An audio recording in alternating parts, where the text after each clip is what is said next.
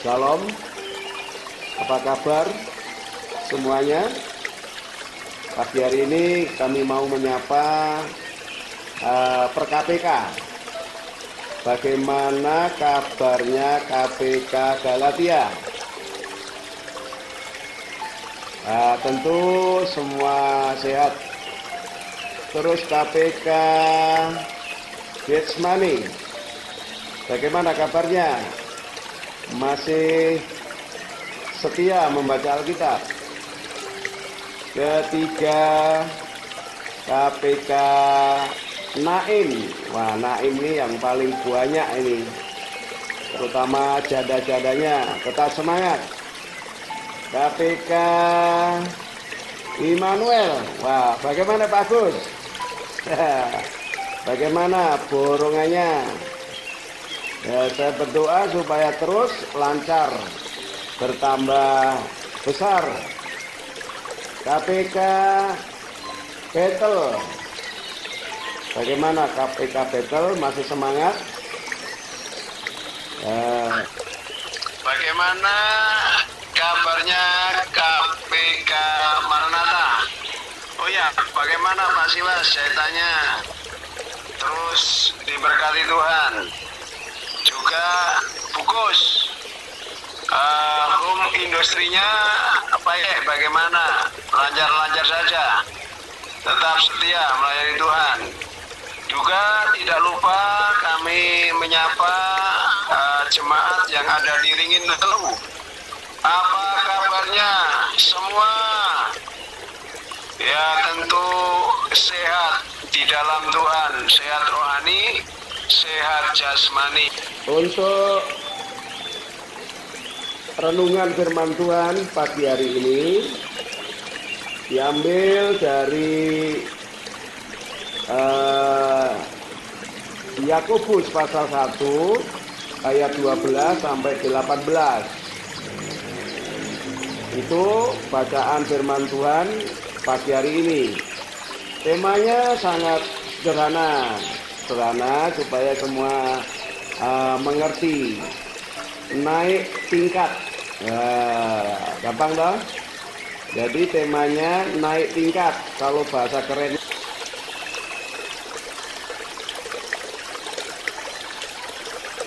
itu naik level. Naik level loh. Ya tentu kita baca dulu ya, Bapak Ibu saudara semua juga baca tadi Yakobus pasal 1 ayat 12 sampai 18. Begini firman Tuhan. Berbahagialah orang yang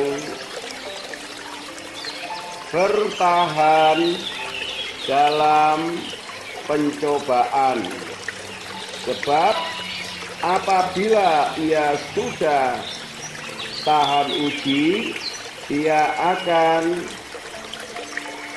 menerima mahkota kehidupan yang dijanjikan Allah kepada barang siapa yang mengasihi Dia.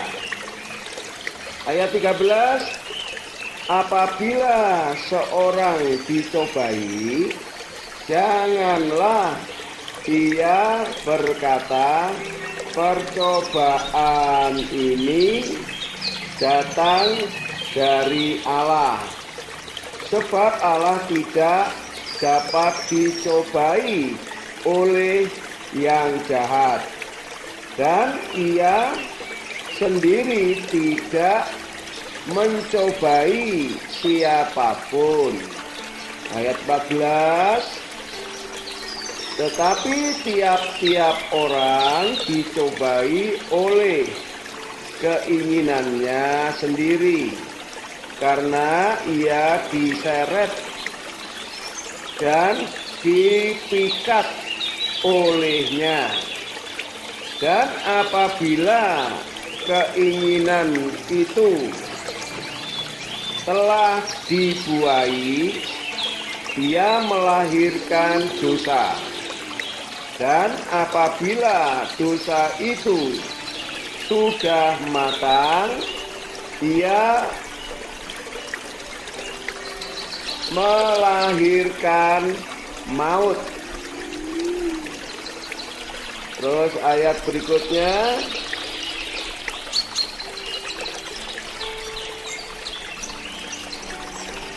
atas kehendaknya sendiri ia telah menjadikan kita oleh firman kebenaran, supaya kita pada tingkat yang tertentu menjadi anak sulung di antara semua ciptaannya. Nah, itu pembacaan firman Tuhan. Nah, sekarang kita akan mendengar penjelasannya di dalam teks tadi. Naik tingkat itu yang dikehendaki Tuhan Yesus, ya, naik tingkat.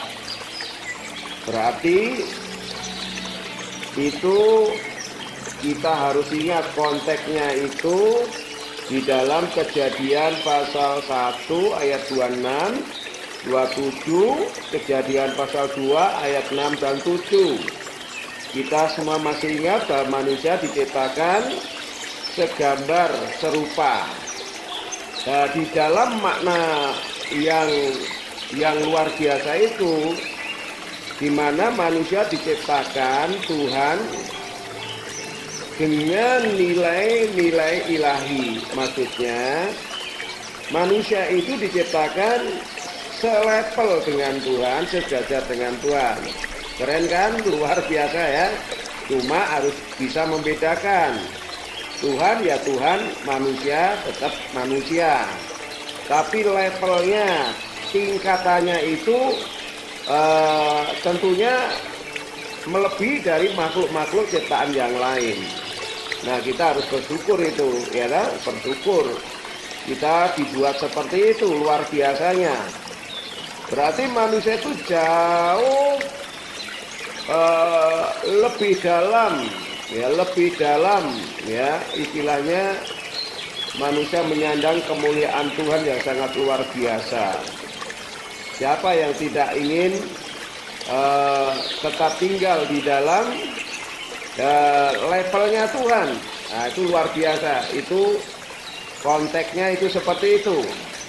Namun dengan berjalannya waktu, kalau kita membaca di dalam Kejadian pasal 3 ayat 1 sampai 6, manusia ternyata sangat mudah untuk dipengaruhi oleh iblis, ya, iblis yang memakai jubah ular tua itu, ya.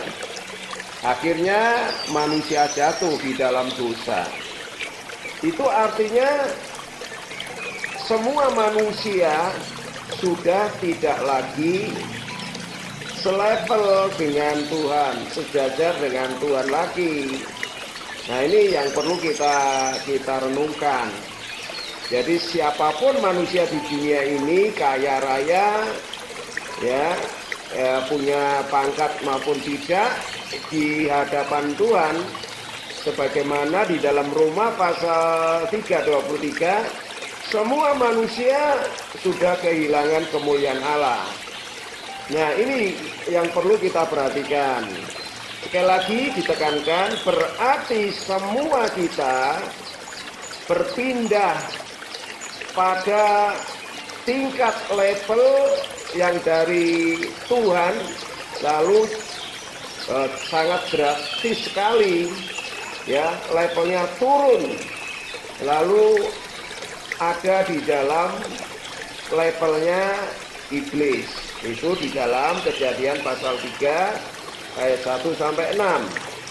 Nah, ini kita harus tahu, ya, keadaan manusia siapapun, baik keturunan Sem, Ham, dan Yafet, seperti itu.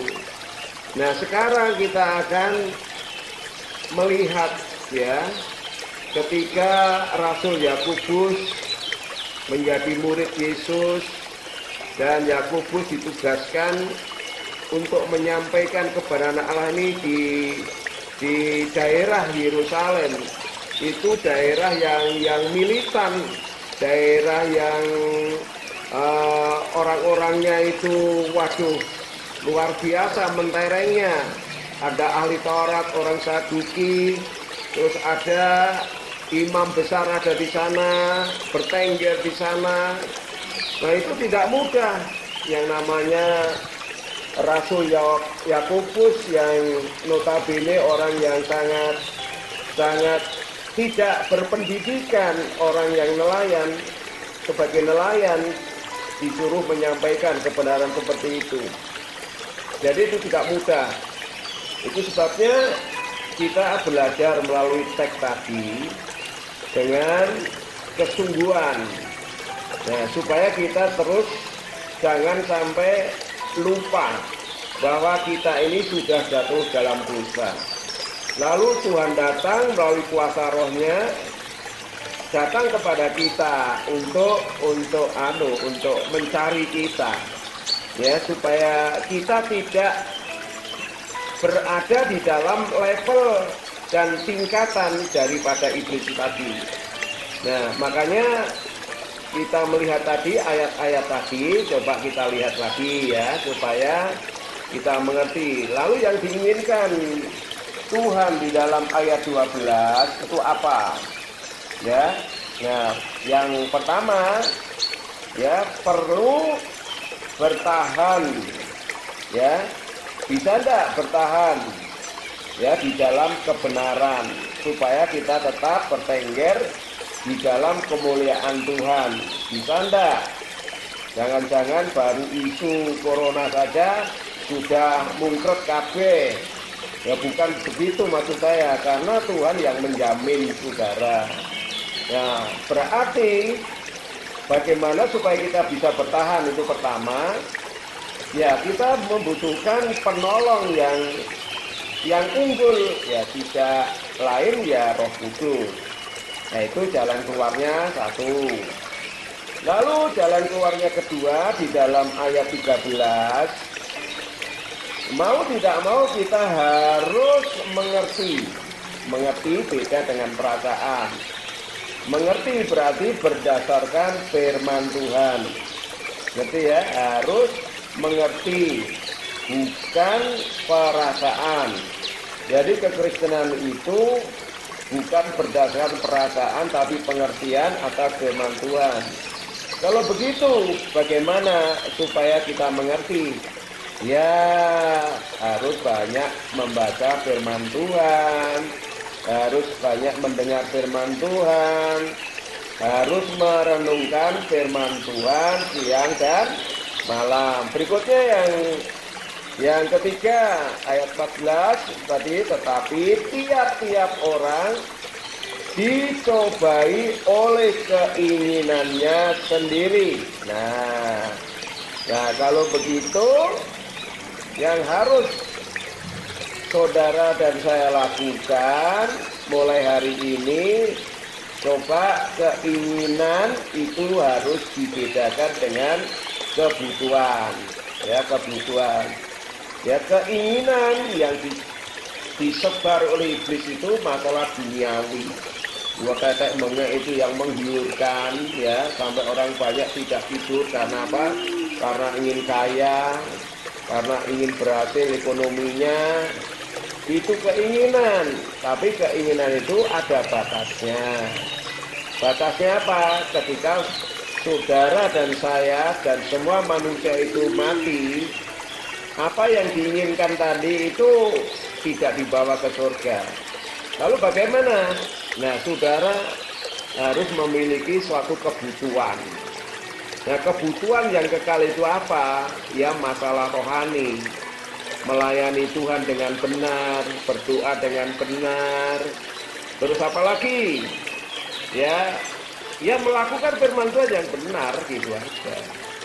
Itu yang membawa saudara tetap di dalam level yang tinggi, ya, yang Tuhan inginkan. Nah, berikutnya ayat 16 dan 17. Jangan sampai kita mudah diombang-ambingkan oleh berita-berita hoak atau pengajaran-pengajaran yang sesat, yang tidak bermutu, walaupun kelihatannya firman yang disampaikan, tapi kebenaran itu tidak pernah ditekankan di dalam penyampaian itu. Ya, tidak beda dengan orang Farisi itu kan, ahli Taurat itu kan bisa menghafal luar biasa, membaca luar biasa, mengajarkan firman itu luar biasa, tapi sayang mereka tidak pernah melakukan firman Tuhan. Nah, inilah yang perlu diperhatikan. Yang terakhir ayat 18, atas kehendaknya sendiri Ia telah menjadikan kita oleh firman kebenaran, supaya kita pada tingkat yang tertentu menjadi anak sulung di antara semua ciptaannya. Nah, kalau begitu kesimpulannya, kalau orang-orang yang percaya termasuk kita, gereja Tuhan yang ada di WR maupun di Ringin Telu, siapapun kita, yang membuat Bapak Ibu tetap tinggal di dalam levelnya Tuhan, tingkatannya Tuhan, ya Bapak Ibu ya harus tetap taat, setia, apapun keadaannya, apapun situasi dunianya, Bapak Ibu tetap gandol Gusti, tetap setia. Sebab tadi di dalam ayat yang terakhir tadi, atas kehendaknya. Jadi kalau kejadian yang kita alami hari-hari ini itu atas kehendaknya sendiri. Dia telah menyediakan kita oleh firman. Jadi firman itu harus menjadi gaya hidup kita, model gaya hidup kita. Jadi bukan agamawi, juga bukan kebiasaan, juga bukan berdasarkan perasaan. Disebutkan tadi firman Tuhan, itulah yang membuat kita menjadi orang-orang yang diangkat Tuhan dari dosa menuju kepada level yang ilahi. Nah, itu perlu membayar harga, ya, perlu membayar harga. Ya, seperti contohnya untuk penutupnya ya, kalau Bapak Ibu ingin mendapatkan persetujuan kredit dari bank, dapat, ya, entah 100 juta, entah itu 5 juta. Ya, Bapak Ibu senang, ya senang luar biasa. Tapi jangan lupa, Bapak Ibu harus membayar yang Bapak Ibu terima dari bank tadi. Anugerah sudah diberikan kepada kita secara cuma-cuma, tidak bayar. Tapi tanggung jawab kita untuk menerima level yang tertinggi kembali melalui anugerah Yesus, melalui pimpinan Roh Kudus, Bapak Ibu tidak harus membayar harganya. Sebabnya di keadaan seperti ini panjenengan harus memikirkan itu. Walaupun ibadahnya sekarang agak tersendat-sendat, tapi doa saya hati Bapak Ibu jangan sampai tersendat-sendat. Ini sangat berbahaya. Oleh karena itu Mari bersama-sama kita kembali kepada firman Tuhan. Ya, kalau Bapak Ibu ingin tetap tinggal bersama dengan Bapak kita di surga, Bapak Ibu harus taat, harus terus belajar untuk membayar harga. Tapi jangan lupa Roh Kudus menyertai Bapak Ibu. Itu saja renungan singkat. Kita berdoa bersama-sama. Bapak yang kami kenal di dalam nama Yesus, firman-Mu, isi hati-Mu sudah kami sampaikan. Kiranya Roh Kudus yang membuat hati kami semakin mencintai Tuhan. Kami berdoa supaya semua manusia di dunia ini memiliki hatinya Bapa, hatinya Yesus. Ketika mereka memiliki hatinya Yesus, kami percaya manusia yang memiliki hatinya Yesus pasti selalu mengasihi Bapa, karena mereka sudah menerima kasih Bapa. Kedua, kami berdoa supaya mereka mempunyai pengetahuan firman Tuhan yang benar. Tidak sekedar mendengar tapi tidak mengerti, membaca tapi tidak mengerti. Tuhan, kami berdoa supaya gereja-Mu, jemaat-Mu memiliki pengetahuan firman Tuhan yang luar biasa, sehingga mereka sanggup bersama dengan Roh Kudus mempertahankan level yang diberikan Tuhan yang sangat luar biasa itu. Terima kasih Bapak, terima kasih memberkati keluarga besar kami, memberkati pekerjaan kami, sekolah kami. Dan Bapak, pastikan hari ini kami berdoa dan kami memberkati mereka. Di dalam nama Allah Bapa, Allah Putra, Allah Roh Kudus, nama di atas segala nama, aku lepaskan berkat Tuhan. Berkat utama, berkat keselamatan jiwa. Berkat kedua adalah berkat kesehatan tubuh dan berkat ekonomi yang sangat istimewa. Kami lepaskan bagi jemaat Tuhan yang tetap taat dan takut kepadanya. Demi nama Yesus kami mengucap syukur dan berdoa. Haleluya, haleluya, haleluya. Amin.